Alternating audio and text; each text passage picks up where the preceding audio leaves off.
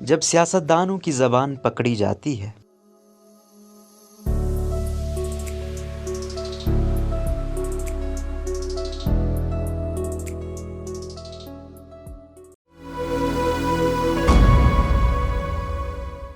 غزالہ فصیح کے مطابق سیانے کہتے ہیں کہ کمان سے نکلا تیر اور زبان سے نکلی بات واپس نہیں آتی۔ بات اگر سیاستدان کی ہو تو نکلے ہونٹوں چڑھی کوٹھوں، سمجھیے خبر کی صورت منہ سے ادا ہوتی ہے اور جنگل کی آگ کی طرح آنن فانن پھیل جاتی ہے۔ جیسا کہ ان دنوں پاکستان کے سابق وزیر اعظم عمران خان کی کہی گئی چند باتوں نے سیاسی منظر نامے کو بھڑکا رکھا ہے، جیسے ملک دیوالیہ ہو جائے گا، نیوکلیئر پاور چھین لی جائے گی اور پاکستان کے 3 ٹکڑے ہو جائیں گے خدا نخواستہ۔ عمران خان نے یہ گفتگو نجی چینل کو انٹرویو دیتے ہوئے اس پیرائے میں کی تھی کہ اگر موجودہ حکومت برقرار رہتی اور فوری انتخابات نہیں کروائے جاتے تو یہ تمام امر رونما ہو سکتے ہیں۔ عمران خان کے حامی ان کی اس بیان کی صفائیاں پیش کرتے ہوئے اسے پاکستان تحریک انصاف PTI کے رہنما کے ظاہر کردہ خدشات اور زمینی حقائق قرار دیتے ہیں، جبکہ پاکستان ڈیموکریٹک الائنس سمیت دیگر تمام حلقوں میں اس بیان کی شدید مذمت کی جا رہی ہے۔ سابق وزیر اعظم کی گرفت کا مطالبہ زور پکڑ رہے اور حکومتی حلقے بھی اس مطالبے کے حق میں عندیہ دیتے نظر آئے ہیں۔ ماضی قریب میں اپنی زبان کی وجہ سے ہم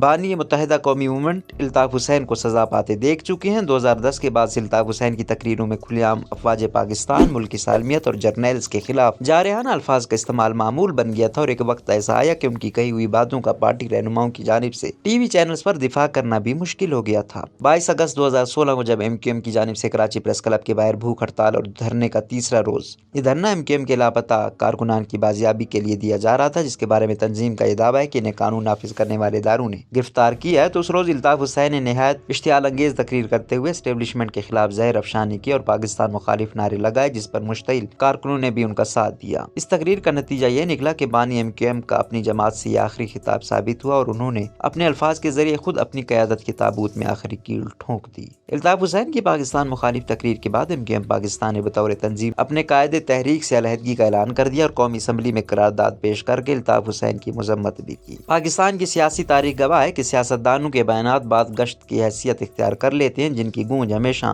سنائی دیتی ہے۔ پاکستان پیپلز پارٹی کے بانی چیئرمین ذوالفقار علی بھٹو کا پاکستان کے ایٹمی پروگرام کے بارے میں دیا گیا بیان ایک ضرب المثل کی حیثیت اختیار کر گیا۔ 1965 میں بطور وزیر خارجہ ذوالفقار علی بھٹو نے مانچسٹر میں گارجین کو انٹرویو دیتے ہوئے کہا تھا کہ اگر ہندوستان ایٹم بم بناتا ہے تو ہم گھاس کھائیں گے، بھوکے رہ لیں گے، لیکن اپنا ایٹم بم ضرور بنائیں گے، اس کے علاوہ ہمارے پاس کوئی دوسرا راستہ نہیں۔ بھٹو مرحوم کے ان الفاظ کو جہاں فخری انداز میں دہرایا جاتا ہے، وہاں ان سے موسوم نعرے ادھر ہم ادھر تم کو آج بھی سکوت ڈھاکہ کی بنیاد قرار دیا جاتا ہے۔ تاریخی حقائق کے مطابق 1970 کے عام انتخابات کے بعد جب شیخ مجیب الرحمان مشرقی پاکستان سے اور ذوالفقار علی بھٹو مغربی پاکستان سے واضح اکثریت کے ساتھ انتخابات جیتے تو پاکستان پیپلز پارٹی کے چیئرمین ذوالفقار علی بھٹو نے لاہور میں ایک بڑے جلسے عام سے خطاب کرتے ہوئے جنرل یحییٰ خان کی فوجی حکومت کو یہ تجویز پیش کی تھی کہ مشرقی پاکستان میں عوامی لیگ اور مغربی پاکستان میں پیپلز پارٹی کو اقتدار سونپ دیا جائے تاکہ آئینی بحران ختم ہو سکے۔ اس خبر کو لاہور کے ایک اخبار آزاد نے ادھر تم ادھر ہم کی شہ سرخی سے شائع کیا تھا، جسے اس وقت کے نیوز ایڈیٹر عباس اطہر نے تخلیق کیا تھا۔ پیپلز پارٹی ذوالفقار علی بھٹو سے موسوم ان الفاظ کو مسترد کرتی ہے۔ اس کا موقف رہا ہے کہ ان کے الفاظ کو بنیاد بنا کر بھٹو کے مخالفین انہیں ثانیہ مشرقی پاکستان میں ملوث کرنے کی کوشش کرتے ہیں، جبکہ ان کے مطابق حقیقت یہ ہے کہ بھٹو نے شیخ مجیب الرحمان کو مخاطب کرتے ہوئے کہا تھا کہ اگر تمہاری مشرقی پاکستان میں اکثریت ہے تو ہماری مغربی پاکستان میں اکثریت ہے، لیکن آئین پورے پاکستان کا بننا ہے، لہٰذا آئین سازی کے معاملے میں دونوں بڑی پارٹیوں کا متفق ہونا ضروری ہے۔ ذوالفقار بھٹو کے داماد پاکستان کے سابق صدر اور موجودہ پیپلز پارٹی کے سرکردہ رہنما آصف علی زرداری کے چند الفاظ بھی تاریخ کے صفحات پر نقش ہو چکے ہیں۔ پاکستان کھپے وہ نعرہ ہے جو آصف علی زرداری نے اس وقت بلند کیا جب بے نظیر بھٹو کی موت کے بعد کارکن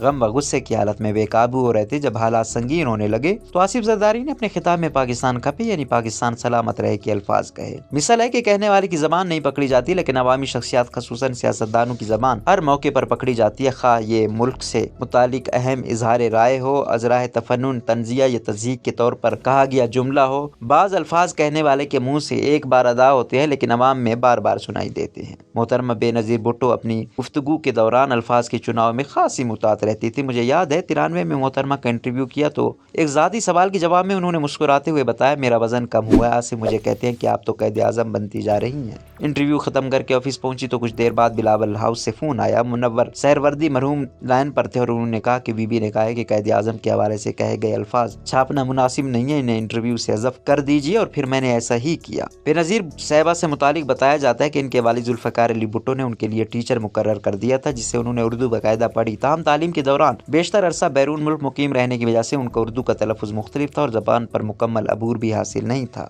एक मरतबा मोहतरमा सरगोदा की जलसा में तकरीर कर रही थी तो मस्जिद से अजान की आवाज़ आई। मोहतरमा ने फ़ौरन तकरीर रोक दी, एहतरामन दुपट्टा सर पर सीधा किया और ये कहकर बैठ गई, आज़ान बज रहा है। मकसद ये था कि आज़ान हो रही है, लेकिन मीडिया, उस दौर में प्रिंट मीडिया ज़्यादा था, ने आज़ान बज रहा है के अल्फाज को उछाल दिया और मोहतरमा के आज़ान के एहतराम के पहलू को नज़रअंदाज कर दिया। बेनज़ीर के मुखालफिन भी एक अरसे तक इस बात पर उनके मजहबी इल्म पर तनकीद करते रहे कि उन्होंने आज़ान के लिए बजने के अल्फाज इस्तेमाल किए। बेनज़ीर के साहिबजादे पीपल्स पार्टी के चेयरपर्सन और पाकिस्तान के मौजूदा वज़ीर ख़ारजा बिलावल भुट्टो ज़रदारी को भी उनकी उर्दू बोली पर तंज़ व मज़ाक का निशाना बनाया जाता है। कराची में एक मौके पर मूसलाधार बारिशों में हुकूमत की जानिब से नाकिस इंतज़ाम के इल्ज़ामात पर बात करते हुए बिलावल भुट्टो ने कहा, जब ज़्यादा बारिश होता है तो ज़्यादा पानी आता है। इनके इस फिक्रे को बिलावल की नादानी साबित करने के लिए मुखालफिन अब भी हवाले देते रहते हैं। रोज़नामा कुदरत की वीडियो देखने के लिए अभी YouTube चैनल पर सब्सक्राइब करें और बेल आइकन पर भी क्लिक करें।